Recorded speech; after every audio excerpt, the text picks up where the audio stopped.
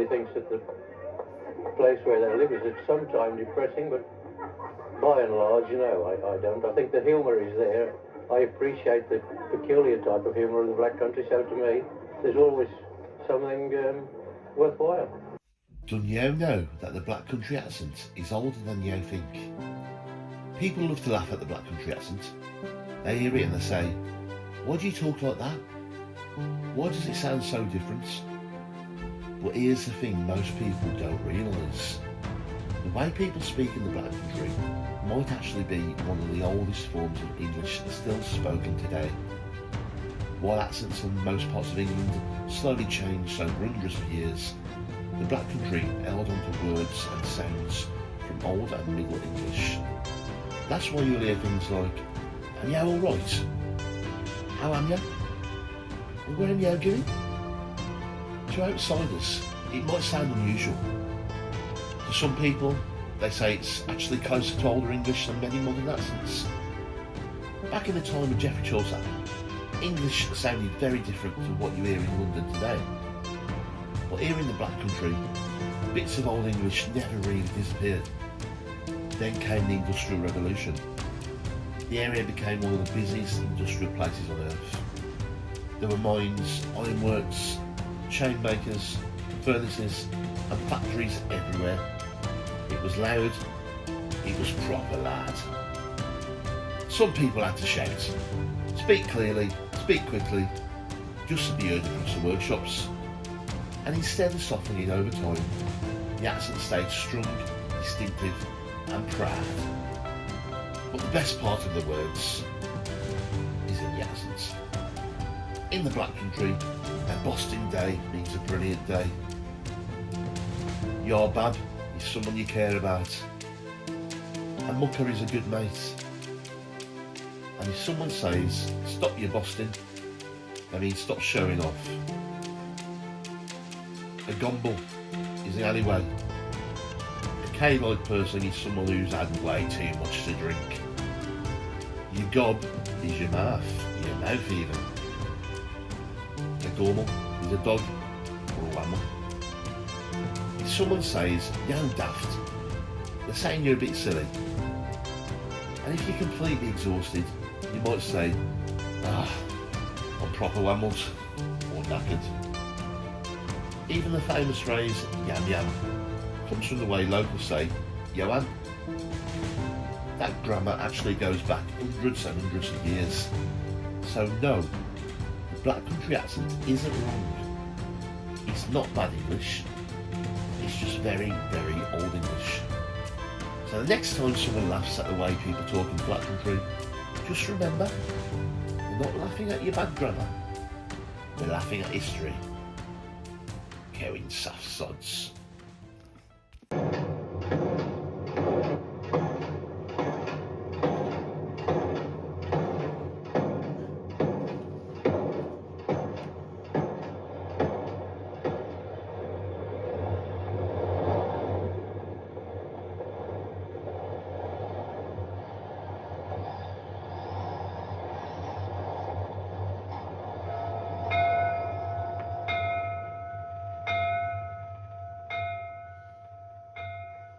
A 100 years ago, Sunday was the only day when the sky over the Black Country was free from smoke.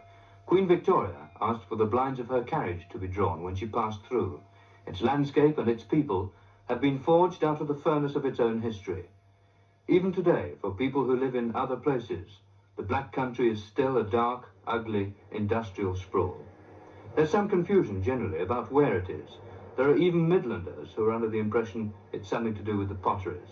They should know better. After all, it was the birthplace and the cradle of the Industrial Revolution. Yet Black Country people born and bred will argue fiercely about its boundaries. We should set that straight. The boundaries of the Black Country can be very strictly defined. The Black Country consists of, first of all, the exposed coalfield, the area where the coal lies near the surface. The exposed coalfield consists of Wednesbury, Darlaston, Willenhall, Wentzfield, Bilston, Coseley, Tipton, Dudley, and the area of the other side of the Dudley Hill, down towards Netherton, and it peters out towards Halesowen. Add to this the area where the coal lies deeper, the concealed coalfield, you get West Bromwich, Albury and Smethwick. Now this collection of towns forms the Black Country. The towns on the outside of the Black Country, that is Wolverhampton, Walsall and Brummagem, are commercial centres and strictly speaking are not part of the Black Country. In the Middle Ages, the Black Country was an agricultural region in Staffordshire and Worcestershire, well forested with primitive coal mining and iron smelting here and there. It hadn't earned its grim nickname. It came for the most part under the jurisdiction of St Mary's Abbey at Halesowen, owned at one time by the Bishop of Winchester, along with 5 manors, a few settlements, and tithes from Walsall, Wednesbury and Clent. The bishop was sitting on some pretty exciting real estate. A broad coal seam, 30 feet deep, abundant iron ore and lime, a brooding volcano. There's very little left now from those early centuries. Occasionally, timbered relics from the past show themselves to us, looking rather mystified at remaining unscathed, like buildings which survived the Blitz. Evidence of the 19th century workers, where they lived, who they were, is becoming hard to find. About 250 years ago, the first black omens occurred. The first machine powered by steam, industry revolutionized. In a very short time, the belly of the land was ripped open for the Caesarean birth of the Industrial Revolution. Once its black heart had been slapped into life, there was no stopping it.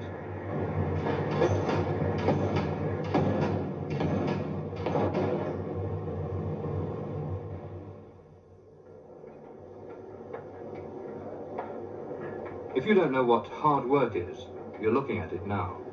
These are the men of Cradley Heath and Quarry Bank.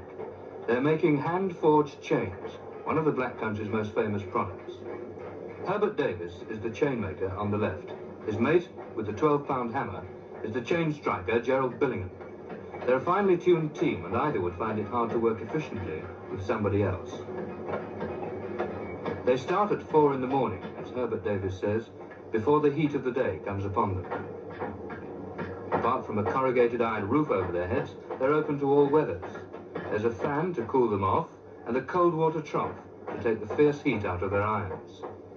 By 10:30, they're finished for the day, having made 90 links of 1.5-inch chain, 45 feet in length, or 7.5 fathoms of anchor chain. They've worked harder in one morning than many men would in a month.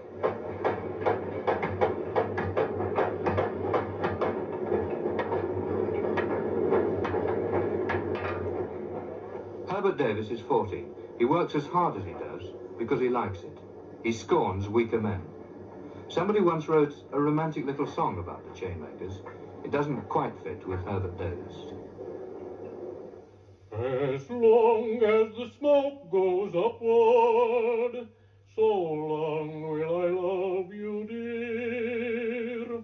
All day long amid the factory's din, I'm longing to have you near.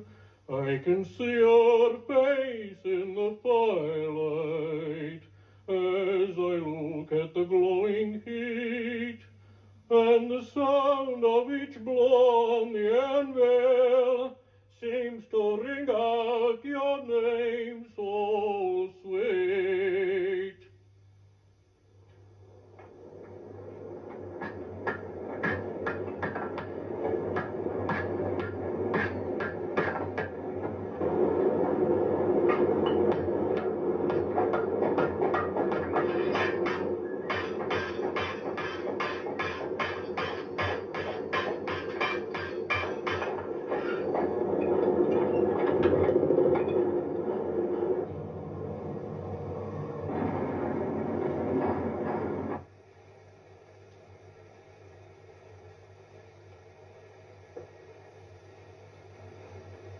Mrs. Hannah Baker's 90. She was born when the Black Country's fame as an industrial empire, its air choked with black smoke 6 days a week, was at its height.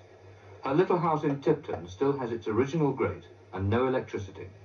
Mrs. Baker's lived in it for 63 years, at the end of a red brick terraced row well over 100 years old. The houses are condemned. Sometime soon they'll be knocked down. Unfortunately, from the outside anyway, compared with some of their modern equivalents, they've almost assumed a glow of warm, friendly antiquity. Hannah Baker married, as a pretty young woman, with Victoria still on the throne. She's lived for 90 years with the thunder of industry in her everyday life. Well, I remember the canal. Oh, I was just married then. The canal bursted, Burntree. Barnet's big Charlie drained it out of Burntree. I remember the Earl's furnaces going.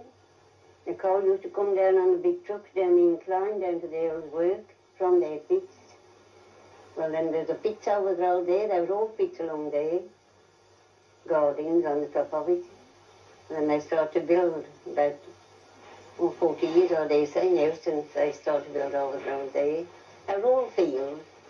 They used to have the big Ayrick right opposite here. I remember that because I used to take the tea when they come from school in the field. I used to watch them over there. I know they were all safe then. The furnaces, like the sky, all look beautiful. You see nothing of that now though. The people are not the same when I'm home today.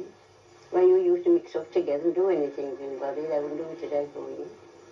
I used to bake for a neighbour next door to me up in the other house when she was confined. She used to bake for me. We used to do it for one another. We didn't want paying. But we hadn't got no money to pay at them days. 18 shillings a week. Your husband would have a shilling out to buy a bit of baccy. You got 1 and 6 a week for your bit of furniture. So I leave you to guess what you got to spend then in the house. But everything was cheaper and better. We were happy with it. Yes, we were happy. It's no use pretending that these scenes today behind the terraced row are desirable. But these back courts are where Mrs. Baker lived in a friendly, neighbourly community. She and her husband, Bill, raised their 7 children here, and Bill and his friends would always be ready to share a couple of bob in the public. Before long, there'll hardly be a trace of these people left. But the Black Country has always been a changing region. It changed from being an agricultural region to one of mining, ironstone and coal and limestone. It changed from a mining region to an iron-making region. It changed from an iron-making region to an engineering region. The essential thing is industry has always been there. This is the main thing we must look at. We must not expect to see that the old things will always be preserved. Things will change because the industries must change with them. If the Black Country is to remain an important part of the world's industrial centres, then the Black Country must always change. What will happen, though, is that the Black Country will retain its essential characteristic of being a unique, inward-looking, rather almost isolated area.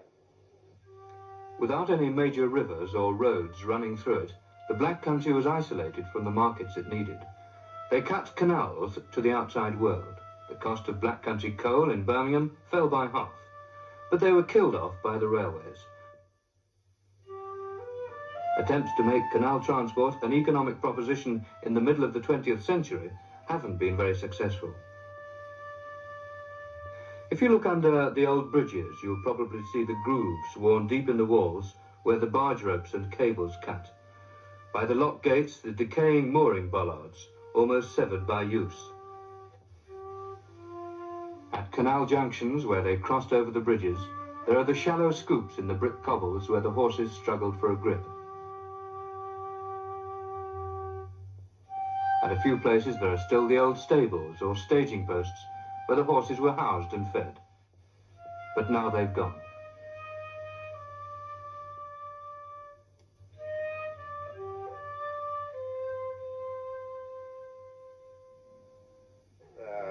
Little beauty we had in Wednesbury at one time, such as the green fields and the meadows and the lots, they were all gone. Especially when the furnaces were around, you know, and all those sort of places. I think the Black Country did stand out at that time, but of course now they've closed everything down and that's it. In 1966, the Black Country, with its fiercely independent local authorities and town halls managing their own affairs, was parcelled up by Act of Parliament into 5 county boroughs. There was a lot of opposition. The reason for this, of course, is that the Black Countryman, even today, is very proud of his own separate small community. People in an area are proud of their town, they're proud of coming from Wednesbury, they're proud of coming from Darlington or Bilston or Cradley, wherever it might be. They're also proud of coming from an area, King's Hill, Mesticroft in Wednesbury, are proud of coming from a street or an estate. They're conscious of belonging to a small group of people. Why, even today, if you marry somebody from a different part of the Black Country, people often say, oh, he's gone out of the area, he's married a foreigner. He's gone over to the other side, as it were. And perhaps the person is marrying somebody from only half a mile away. In this boundary dispute, the trouble, because a town like West Bromwich, a modern town, an 18th century town, taking over an old town like Wednesbury, a medieval town, people felt that Wednesbury ought to be proud of itself and should not be absorbed by this 18th century monstrosity that they call West Bromwich. Well, I think it's all right, you know, myself. But I've always lived here all my life, eh? Well, it isn't as clean as some places, I admit. I mean, I like the country, but I like it here as well. Where's the smoke and the dirt and the grit? I mean, you can clean your windowsills in the morning and the next morning they're thick again. Well, Wednesbury ain't much to look at the moment, is it? West Bromwich is all right. I don't like it on Wednesbury, because it all wants doing, don't it, because of the buildings. They knock a lot of facilities down and buildings, and they don't seem to go up in place of them quick enough. Oh, I don't know. There are far worse places, aren't there, than here, after all said and done. Yes, we can get out to the country easily. Just get in the car, 10 minutes ride, and we're in the country. I mean, when they say that we're in the Black Country, they think of dirty chimneys, smoking and dirty factories and that. But, I mean, we're not here. I'd rather come from here than anyway. It'll be surprising if the strange, independent character of the Black Countryman disappears. Not when there are men like Joe Mallon around, publican, chainmaker, and general tough nut. Joe Mallon bred the first world champion Staffordshire Bull Terrier, Gentleman Jim. While Joe made chains, Gentleman Jim watched. Joe Mallon's list of champion dogs and fighting dogs makes formidable reading. His Staffordshire Bull Terriers and their offspring won honours at Crufts and in international show rings. But Joe Mallon's also seen his dogs fight desperate battles for high stakes in the cellar under the pub. I want to tell you this. I have definitely seen a lot of it, but I've never seen no cruelty in all my life. I've heard them talk about they tear dogs to pieces. Now, I've never seen it. I've seen Henry Cooper in the ring, served out more than I've seen at Stafford. If a man seen his dog being knocked about too much, he'd throw the sponge in. This dog, he belongs to George Edge from Craigleith, the Vine, Craigleith. And he's a smashing Staffordshire Bull Terrier, in my eye. He's got a wonderful pair of ears. He's got a black nose, he's got a dark eye. But he's just a little bit too heavy for show, according to the rules. But he has won a few prizes, firsts and seconds in that. There's one good thing about him here. He's got a wonderful mouth. He's not undershot. If you get a Staffordshire Bull Terrier, which is undershot, it points against him very much. Now, this dog has got one of the best mouths that you would see on a Stafford. Eh? And his ears, 100%, neck, as hard as a bullet, and he's well, you can tell by the look of him, he's as strong as a cart horse. The countryman's character, slightly belligerent individuality, is reflected in his surroundings, like the ornamental fountain in Dudley Marketplace. His harsh history is suggested in simple but disturbing ways. The pub signs tell their own stories. He has an earthy, sometimes cruel sense of humour. Well, we were fishing a contest at Hampton Road. It was public there. Well, we went in and had dinner, and this monkey used to dodge about, picking bits up, you know. So he happened to drop on me, and I just took the mate out of the oven, so I catched out of the monkey, shoved him in the oven, but he could lick all the pub dancers' lists every year. Oh, I shoved him in the oven. They just took the mate out. Well, Dick Watson and Dick Williams, He opened the door and loosed him out, and he went straight up the top of a pear tree. When he stuck there, he wouldn't come down. The missus kept calling him, "Come on, Billy," but on there, Billy was killing his feet off. But that was the best. When we were fishing with peddlers, when we was in Peddlers Club, we was fishing tressage. Well, the side we was fishing, the river was up and nobody could fish it. So across the other side was all one big swim, and there was about 30 odd on we. And we all went and fished it. They were only about a yard and a half off one another, you know. And we went up to the Eagles and had our dinner. And coming back, the farmer, he'd loosed the bull in the field. And I says, "Gentlemen, I've ever seen a rodeo."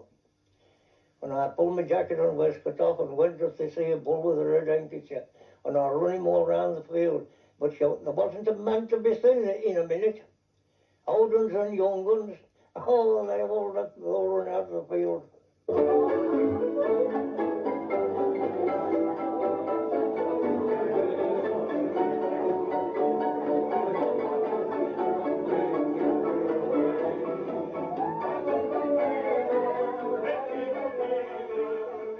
They like nothing better than crowding together, preferably in a pub.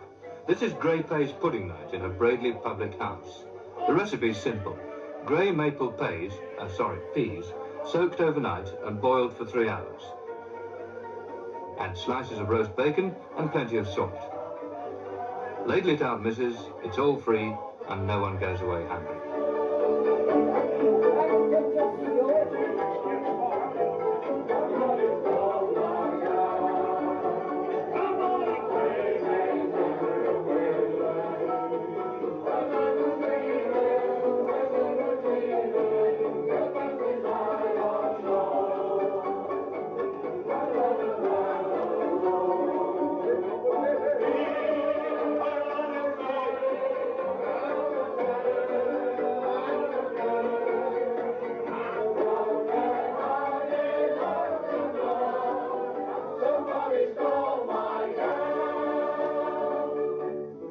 Grey Pays pudding makes them thirsty, which is good for business. It also makes them, sing.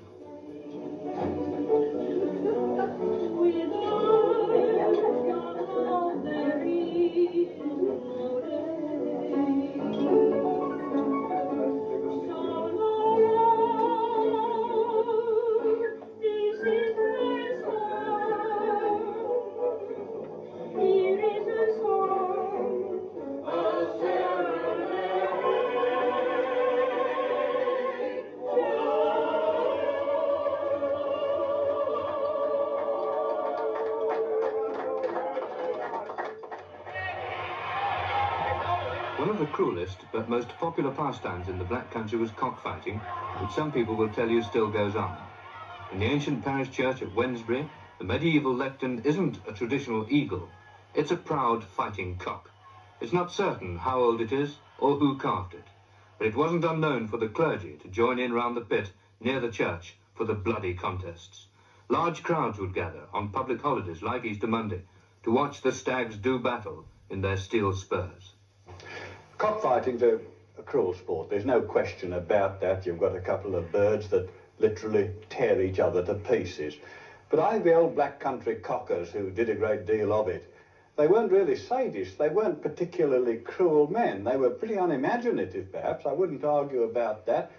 But I think that the real reason that they enjoyed cockfighting was that all Black Country folk were very good with animals. They used to like to have the fastest whippet or the farthest flying pigeon or the sweetest singing roller canary or the gamest cock. And the chaps, when they went to the pit, they would take with them funny little boxes and they would produce all sorts of things out of this.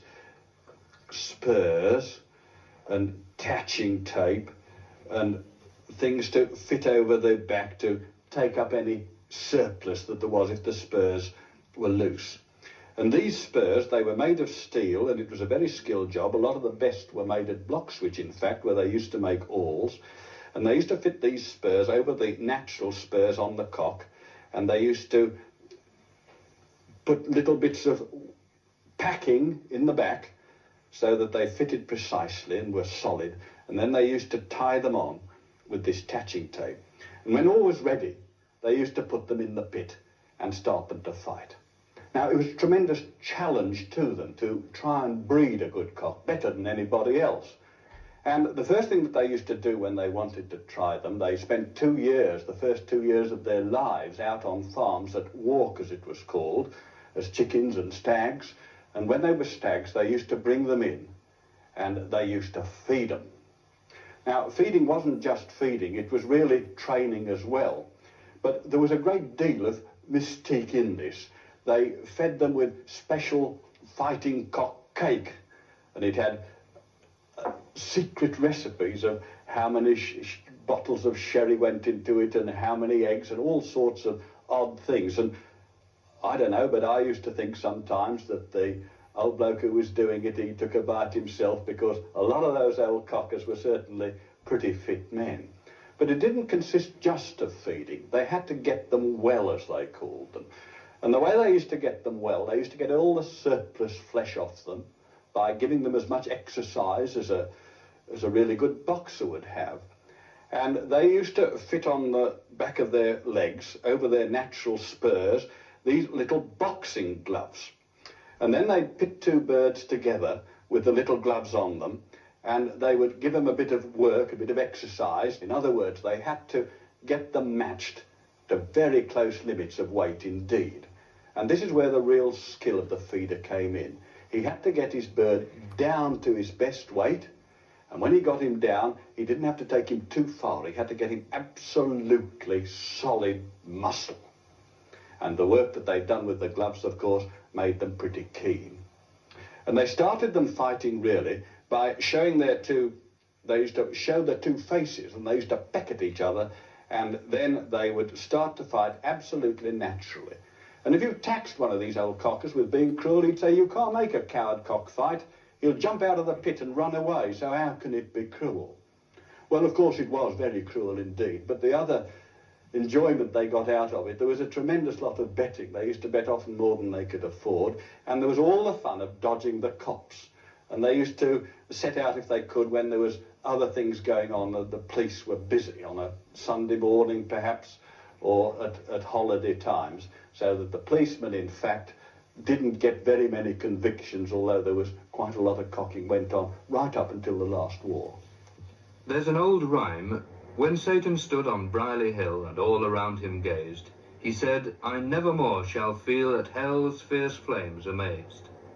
The furnaces lit the sky all night, but somehow, through the centuries, the cholera, smoke and grime, a distinct character was hammered out which survived. History, that careless old criminal, has left its fingerprints everywhere. Outsiders who don't have to live there sometimes cultivate romantic feelings about it, more so than those who make their lives in the unbeautiful towns. The dual carriageway between Birmingham and Wolverhampton sweeps travellers through the old black country, unmindful, perhaps, that this was the beginning. The latest surgery is the link system in the opposite direction, between the M1, the M5 and the M6, joining pieces together like massive stitches in a room. But all those odd little towns will never be married in spirit. There are too many old scars for the most skillful plastic surgery to conceal. Well, I think it's a thing the young people don't take much notice of, and when you delve into the history of Wednesbury, the biggest tragedy for Wednesbury was when West Bromwich took us over. I dreamt I was dead and to heaven did go. Where did you come from, they wanted to know. The Black Country, I said. St. Peter did stare. You come right in, you're the first one from there. I don't get